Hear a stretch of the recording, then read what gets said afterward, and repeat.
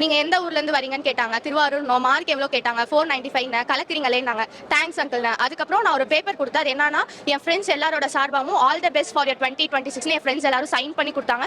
அவங்க சார்பா இதை நான் வந்து விஜய் அங்கிள் கொடுத்தேன். நீங்க சொல்றீங்க வந்து அடுத்த யங் ஜெனரேஷன் அவரோட பொலிட்டிக்கல் என்ட்ரியை நீங்க எப்படி பாக்குறீங்க? ரொம்ப ஆவலோட எதிர்பார்த்து காத்துட்டு இருக்கேன். கண்டிப்பா அது வந்து தமிழகத்துல ஒரு நல்ல மாற்றத்தை கொண்டு வரும்னு எதிர்பார்க்கிறேன். ஒரு மாணவர்களுக்கு என்னென்ன விஷயங்கள் பண்ணணும் அப்படின்ற மாதிரி நீங்க ஒரு எதிர்பார்ப்பு வச்சிருக்கீங்க?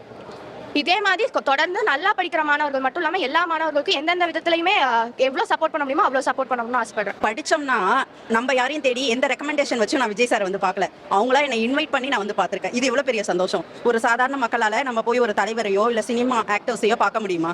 படிப்பால மட்டும்தான். அது என் பொண்ணு எனக்கு தேடி கொடுத்தது ரொம்ப சந்தோஷம். நான் ஆக்சுவலா இது 2 வருஷம் தான் பண்றாங்கன்னு நினைச்சேன். இது வந்து ரொம்ப வருஷமாவே அவங்க பண்ணிக்கிட்டு இருக்காங்க. இந்த 2 வருஷமா தான் நமக்கு வெளியில தெரியுது.